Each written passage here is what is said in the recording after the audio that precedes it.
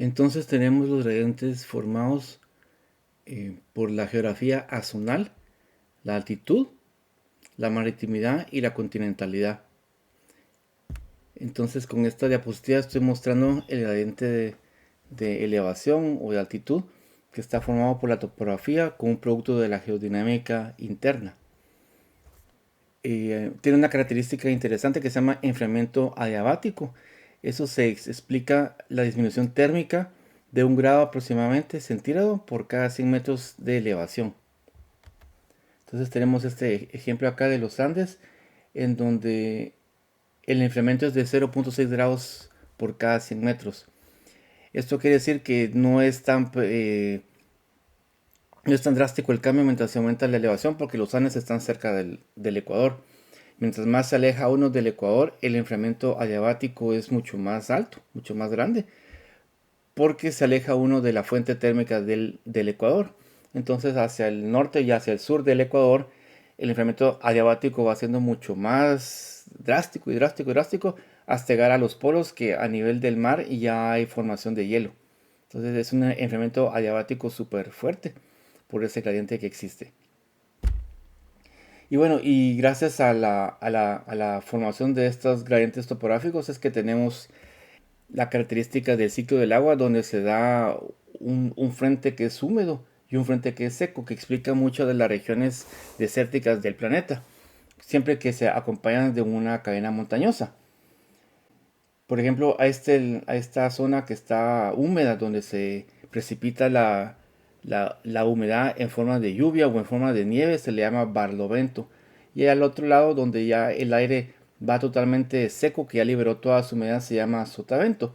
Y ese es el fenómeno que observamos en Guatemala en la cera de las minas, en donde toda la humedad se queda en las Verapaces, Sierra de Chamás, Sierra de las Minas, Sierra de Santa Cruz.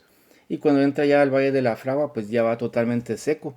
Entonces el gradiente es al contrario. Los vientos extraen la humedad de la poca que existe en el Valle de la Fragua, y por eso todavía es mucho más seco.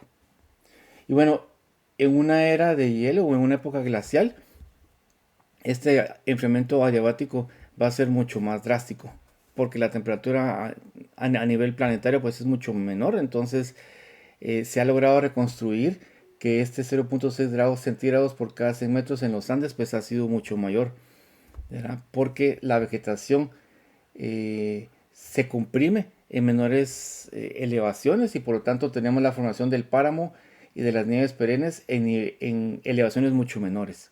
Ese es un ejemplo de lo que les menciono, de cómo el enfriamiento adiabático en zonas que están mucho más al norte pues es más pronunciado. En los Andes tenemos hasta arriba de los 5.000 metros la formación de las nieves perennes.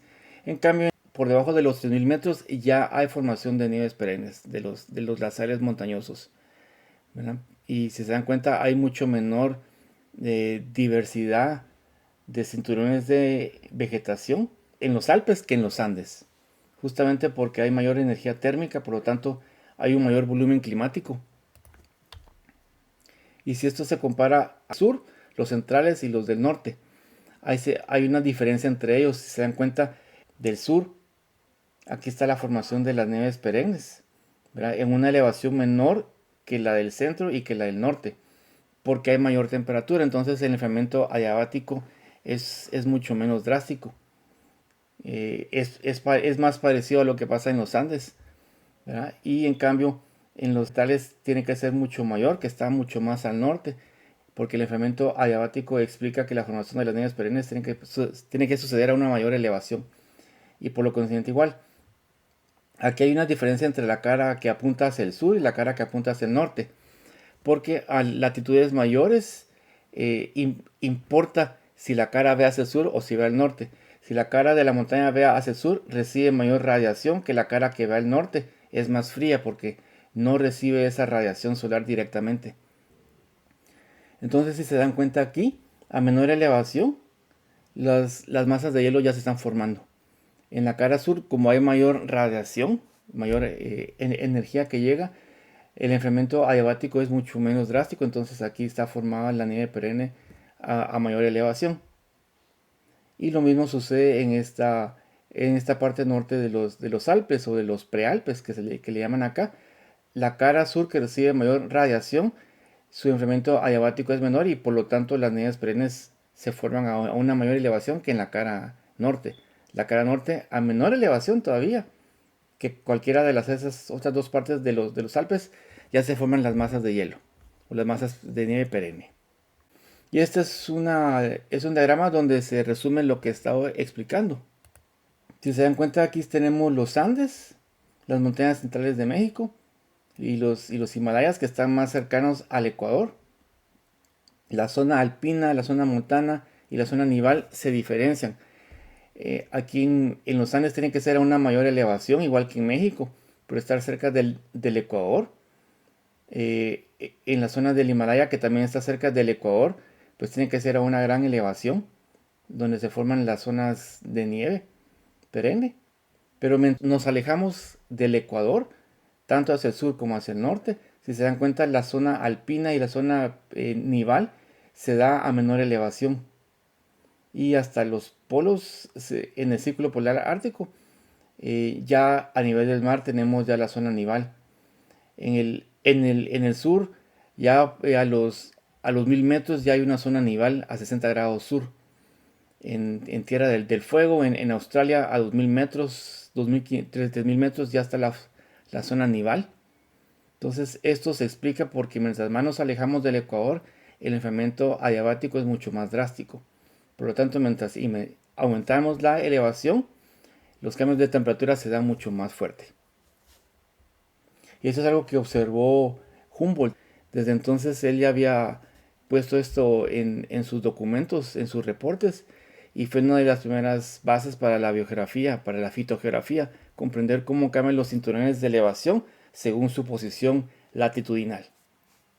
Y por eso es que decimos la altitud imita a la latitud, porque a pesar que es una zona tropical, esta parte que está aquí central tiene una zona nival, porque la altitud imita esa latitud. ¿Verdad? Lo que se da en latitudes mayores puede darse también en los trópicos. Esta es otra imagen representando básicamente la misma idea. Es de uno de los artículos de Rajbeck que compartí en el curso, donde se está comparando los cinturones de vegetación, ¿verdad? Donde el enfriamiento adiabático es mucho menor, tenemos mayor diversidad de estos pisos de elevación o cinturones de vegetación, y mientras nos alejamos del Ecuador disminuye esa diversidad de cinturones hasta las zonas polares, que a nivel del mar ya tenemos una zona nival. Esto está comparando cómo las montañas en sí tienen una mayor diversidad por esa imitación de la latitud en su elevación, a pesar que las montañas ocupan un área mucho más pequeña en relación con las zonas bajas. Y eso aunado que una zona montañosa tiene un volumen climático mucho mayor. Aquí se está comparando la zona de los Andes del norte y los Andes del sur, comparando con la Amazonía y el Cerrado en Sudamérica. Se dan cuenta aquí este polígono morado está representado acá. Tiene una mayor variabilidad de temperatura anual promedio y de temperatura y de precipitación anual también. Este polígono es mucho más grande que el de las Amazonas. La Amazonía es este polígono que está acá, este verde que está aquí, ¿verdad? Que tiene un volumen climático mucho menor porque es relativamente plano comparado con los otros espacios de los Andes del sur o los Andes Yugas que están aquí, y el Cerrado, que todavía es mucho más pequeño porque es mucho más uniforme en su topografía. Entonces, no importa tanto el tamaño de ese parche de vegetación o esa zona de vegetación, ¿verdad? Como en los Amazonas, es súper gigantesco, es grandísimo, pero su volumen climático es bastante bajo, ¿verdad? Comparado con los Andes, que tiene un área bastante pequeña, pero un volumen climático increíble. Y eso explica esta mayor diversidad de pisos de vegetación y por lo tanto valores de diversidad mucho mayores que los que se pueden encontrar en las Amazonas y valores de endemismo también.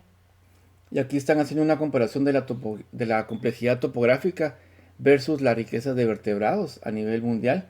Estamos viendo cómo en las zonas mésicas tropicales, donde hay mayor radiación, pues la diversidad se dispara comparada con las otras zonas templadas y árticas, por supuesto, y con las áreas subtropicales y áridas, donde la diversidad es intermedia en estos puntos. O sea, es importante cómo las montañas contribuyen a esa diversidad del planeta, a pesar que su área mucho más pequeña, pero un volumen climático mucho mayor. Muy bien, entonces habíamos platicado que la geodinámica externa, la variación de la temperatura en la Tierra depende en sí de varios factores. Uno, de en sí de la energía del Sol, que como el Sol varía en su radiación, tiene máximos y tiene mínimos, y eso determina que hayan cambios en la temperatura de la Tierra. Vimos el ejemplo de la pequeña era de hielo. El otro factor es la variabilidad astronómica, es decir, cómo cambia los parámetros orbitales de la Tierra a través del tiempo. Estos fueron desarrollados por un matemático serbio, Milutin Milankovic, en estas fechas, y determinó el tres ciclos que existen: excentricidad, que varía alrededor de 100.000 años, oblicuidad entre 44.000 y 41.000 años, y precesión, que varía aproximadamente 26.000 años. Aquí está la representación de cómo varía esa excentricidad. Si se dan cuenta, varía de una forma más circular a una forma elíptica. Y este es el cambio en esta barra azul que se ve acá, de cómo se incrementa la distancia hacia el Sol en una parte de su órbita de la Tierra. ¿Verdad? Aquí es mucho mayor y aquí es mucho menor. Pero si se dan cuenta, el Sol solamente está al centro de esta órbita circular, pero no está en el centro cuando es elíptica, está en el foco. Entonces esta parte está mucho más cercana que esta otra parte. A esta parte se le va a llamar el perihelio cuando está más cercana al Sol, y el afelio cuando está más lejano al Sol. En esta gráfica no se logra ver, pero en esa órbita circular no hay variabilidad alrededor del Sol. Es decir, la distancia de la Tierra hacia el Sol se mantiene la misma todo el tiempo, más como un estado afelio, es decir, lejos del Sol.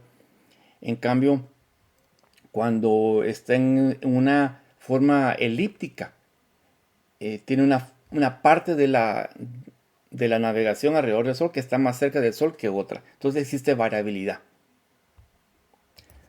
La segunda aquí está representada, la oblicuidad, que representa aquí cambios de inclinación entre aproximadamente 22.1 grados a 24.5 grados de inclinación. De esta forma, ¿verdad? Se ve aquí en este diagrama o en esta animación bien pequeño, pero son bien importantes. Determinan muchas veces el entrar a una fase más fría, una fase glacial, por ejemplo. Y esto se da, como les decía, cada 44.000, 41.000 años aproximadamente. Y de último tenemos a la precesión, que es básicamente cómo la Tierra dibuja un círculo completo a cada 26.000 años aproximadamente. Es decir, al comenzar aquí en un punto, apunta hacia cierta estrella que se convierte en la estrella del norte, como la que tenemos hoy en día, y se va a tardar en regresar a esa estrella del norte 26.000 años después de girar sobre su eje. Es decir, a la mitad de ese ciclo, cuando llega a este punto, está apuntando hacia otra estrella, que en ese momento, hace 13.000 años aproximadamente, fue la estrella del norte. Aquí se resumen los tres ciclos de Milankovitch: excentricidad, oblicuidad y precesión. Los números siempre van a variar, pero son aproximadamente entre 40.000 años, 44.000 años, 100.000 años a 120.000 años. A veces se calcula que en algún momento ha sido hasta 300.000 años. Y aquí a cada 26.000 años aproximadamente. La excentricidad entonces es un modelo que explica cómo la forma de la órbita de la Tierra cambia de círculo a una elipse. En esta variación un 0.0 es un círculo perfecto y 1.0 es una elipse perfecta. Los valores verdaderos para la Tierra son, el círculo es más o menos 0.0034 y la elipsis es 0.058. Solo para que tengamos una idea que no es una elipse así como se ve en las ilustraciones, sino que es una deformación de un círculo un poquito más estirado, por decirlo así. Entonces, cuando cambia la forma de la órbita, porque cambia la distancia hacia el Sol, es que varía es porque hay una variabilidad de cuánta radiación llega hacia la Tierra. Y como ya mencionaba, cuando la distancia es mayor hacia el Sol en la órbita, esa sección de la órbita se llama afelio, y cuando está más cercana se llama perihelio. En el tiempo de perihelio, por ejemplo, se da un incremento de 23% de la radiación solar que llega a la Tierra. Esto es bien significativo. Ahora, ¿cuándo se dan las glaciaciones? Cuando la forma de la órbita es circular o es elíptica. Y otra pregunta importante es, ¿por qué cambia la forma de la órbita de la Tierra? Es posiblemente que cambie por la influencia gravitacional de otros planetas de los más grandes en el sistema solar, principalmente Júpiter y Saturno, que obligan esta forma que cambie entre 100.000 a 300.000 o hasta 400.000 años. Justamente porque el vecindario en el sistema solar existen estos grandes planetas que deforman por su fuerza de gravedad la órbita de la Tierra. Las glaciaciones se dan cuando la Tierra está con una órbita circular porque no hay variación en las estaciones. Es decir, van a haber inviernos y van a haber veranos que son las estaciones extremas en donde no va a haber mucha variación. Entonces van a ser veranos no muy calientes que no van a permitir que todo el hielo que se formó en el invierno se derrita. Por lo tanto, se mantiene la formación del hielo en todo el año y no se derrite completamente. Entonces eso promueve una glaciación. Lo contrario a cuando la forma de la Tierra es elíptica, se mantiene el tiempo de perihelio mucho más tiempo, por lo tanto los veranos son más intensos y la nieve y el hielo que se han acumulado durante el invierno, durante el afelio, se van a derretir. Ahora con la oblicuidad que sucede más o menos a cada 40.000 años, como podemos ver en esta gráfica, cuando hay una mayor inclinación, llega más radiación hacia el hemisferio norte, que es más importante que el hemisferio sur en este sentido porque tiene más continentes, por lo tanto su capacidad calorífica es diferencial, se enfría más rápidamente y se calienta rápidamente. Por lo tanto, si se enfría rápidamente, toda esa energía reactiva se va a perder como calor, que va a promover un enfriamiento de los continentes y por lo tanto la formación de masas de hielo.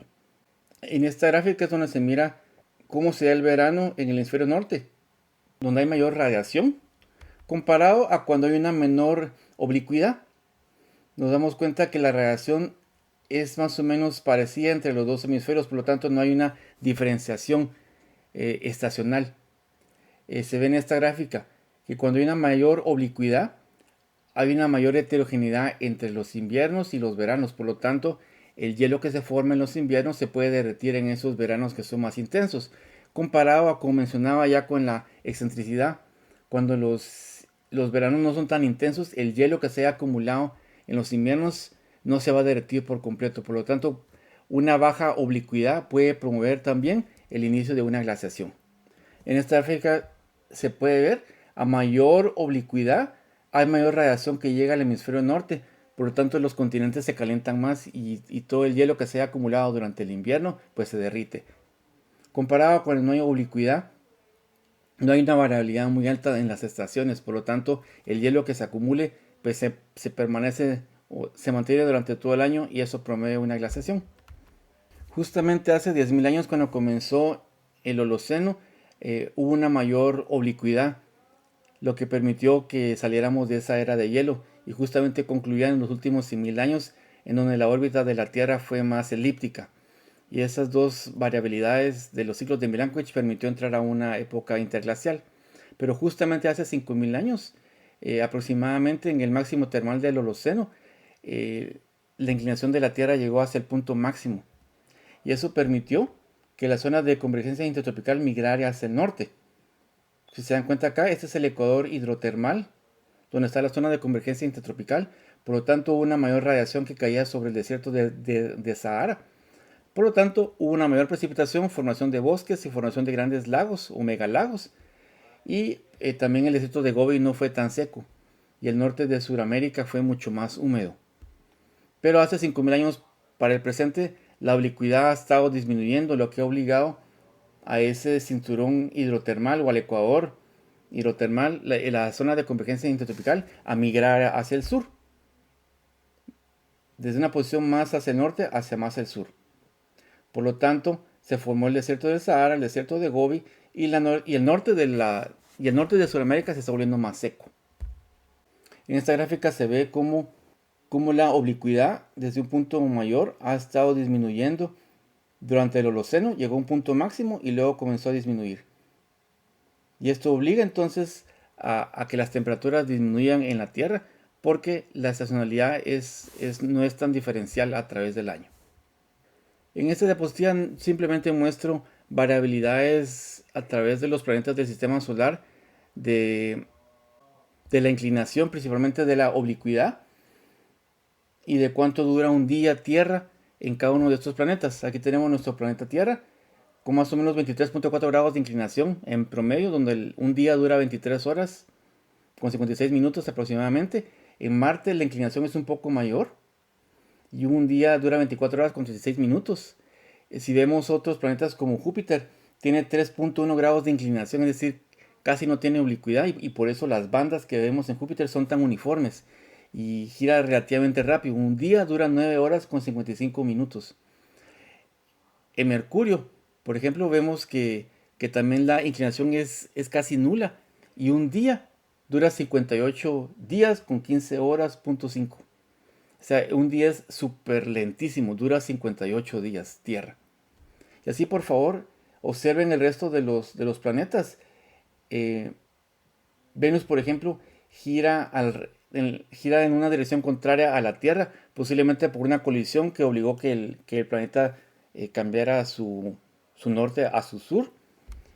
Y un día dura 243 días Tierra con 26 minutos. Por favor, revisen el resto de planetas para ver cómo cambia la oblicuidad y imaginarse cómo sería la climatología en la Tierra si tuviéramos esa oblicuidad. ¿Cómo se dan actualmente los ciclos de Milankovitch? Actualmente el verano en el hemisferio norte se da en el momento del afelio, es decir, cuando está más alejado. Por lo tanto, los veranos no son tan intensos. Y por eso es que las masas de hielo no se derriten por completo. Ahora, el invierno en el hemisferio norte se da en el perihelio y por eso los inviernos no son tan fríos porque es cuando estamos más cerca del sol. Y así no entramos a una glaciación. Se favorece cuando estamos cuando los inviernos se dan en los afelios, es decir, estamos más lejos del sol, por lo tanto los inviernos van a ser mucho más fríos. Pero en este caso estamos cerca del sol cuando se da el invierno. Y esto se vincula con la precesión porque justamente en ese momento estamos apuntando hacia el sol. Y eso explica que se den los veranos en ese afelio. Y es importante recordar que las estaciones se dan por el grado de inclinación planetaria, es decir, por la oblicuidad y no únicamente por la distancia de la Tierra hacia el Sol. La inclinación implica meses con mayor o menor insolación. En este gráfico acá vemos cuando se da el solsticio de verano. Justamente estamos apuntando hacia el Sol. Y en este caso, como se indica acá, estamos en el momento de afelio, es decir, la distancia más alejada. Los veranos no son tan intensos. Y eso nos favorece. Y el solsticio de invierno, justamente la Tierra no apunta hacia el Sol, por la precesión que estamos apuntando hacia la estrella del norte. En los equinoccios, estamos apuntando siempre hacia la estrella del norte, pero justamente no hay un hemisferio que esté apuntando más o que tenga mayor radiación, o que reciba mayor radiación, por lo tanto se le llamamos equinoccios porque dura tanto el día como la noche. Y tenemos entonces el equinoccio de la primavera y el equinoccio de otoño. En este gráfico, aquí se mira cómo el hemisferio norte está apuntando hacia otra estrella, no a la estrella que apuntamos hoy en día. En este gráfico se ve como el invierno, porque estamos justamente no apuntando hacia el sol, se da en el afelio. Entonces aquí sí son inviernos bien fríos, Pero actualmente estamos en esta posición cuando los veranos se dan en el afelio, es decir, no son veranos tan intensos, y cuando estamos en este punto, no apuntando hacia el sol, es que se da el invierno en el perihelio. Por eso los inviernos no son tan fríos y los veranos no son tan calientes. Bueno, ¿y qué podemos aprender entonces de esta variación climatológica debido a la variación orbital? Es que todo el tiempo ha habido cambios de clima. Esta es una gráfica que muestra los últimos 500 millones de años y cómo la temperatura ha cambiado en relación a un promedio que se establece entre el año 60 y el año 90. Esta línea horizontal acá marca ese promedio para darnos una relación o un punto de referencia. Podemos ver cómo en los últimos 10.000 años aproximadamente es que hemos estado en el Holoceno y cómo la última era de hielo duró todo esto. Desde hace 100.000 años más o menos, 120.000 años hasta hace 10.000 años. Fue la última era de hielo. Y hace 120.000 años tuvimos el último interglacial llamado el Eemiense. Y así vemos en esta otra caja que tiene diferente escala, como a cada 100.000 años aproximadamente, en el último millón de años, hemos tenido glaciaciones que han variado a cada 100.000 años. Por lo tanto, podemos atribuir eso a la excentricidad. Ahora, si viéramos con más detalle, también hay aquí variaciones que eso se puede explicar por la oblicuidad y por la precesión. Y hoy en día, como hemos platicado en otras clases, de 430 partes por millón aproximadamente, que se correlaciona con la temperatura global. Y si vemos hacia el pasado, los últimos 400.000 años, había una correlación entre estas tres variables: temperatura global, nivel del mar y la concentración de CO2. Entonces, hacia el futuro podemos predecir lo mismo, de una forma no lineal, porque lamentablemente, bueno, nuestro poder de producción disminuye porque no tenemos un análogo. Si queremos buscar un análogo aproximadamente con la misma temperatura y la misma concentración de dióxido de carbono, tenemos que irnos más o menos hasta el Mioceno.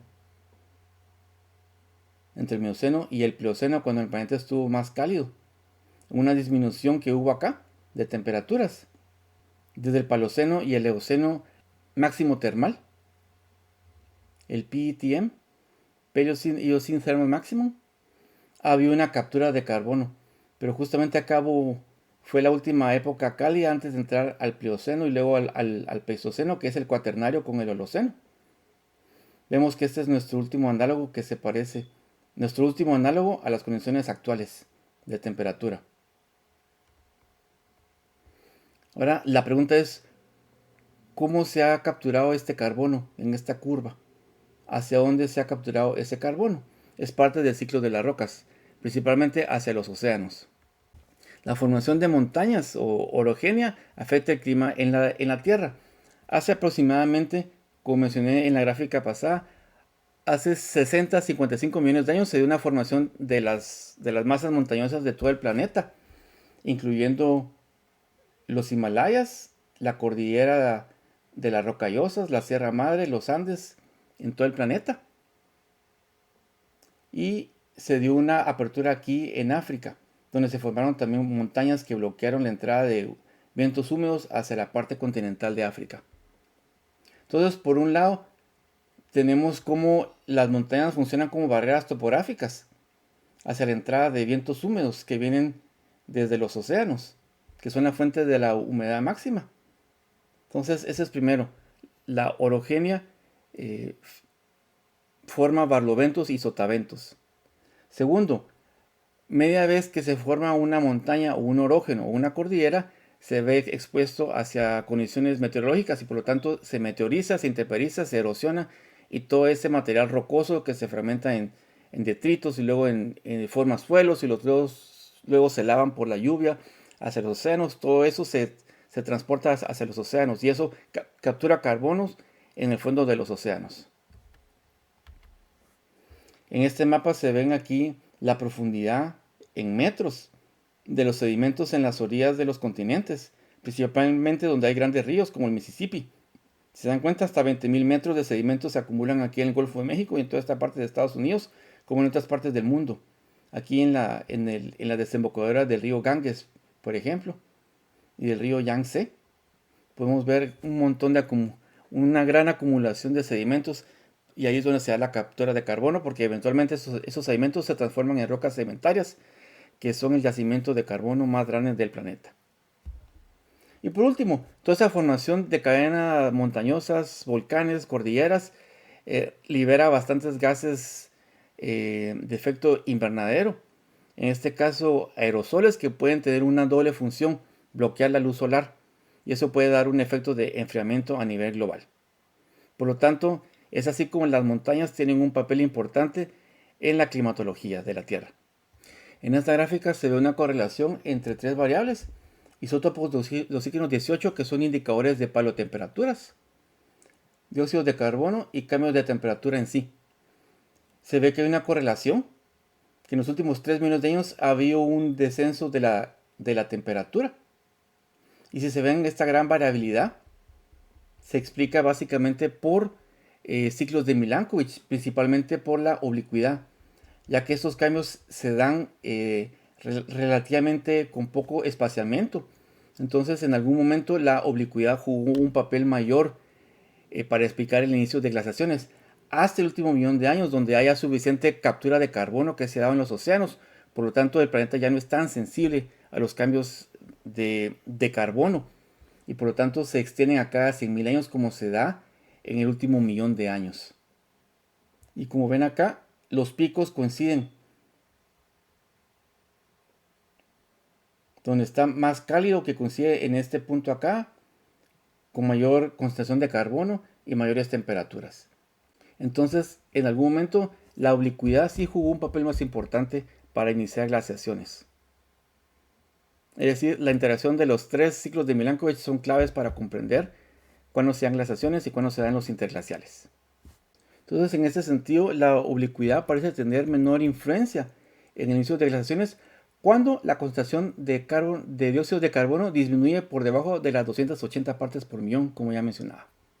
Tenemos entonces evidencia paleobotánica, paleoecológica, de cómo en la última glaciación hubo un descenso de los cinturones de vegetación, como el páramo se extendió mucho más bajo.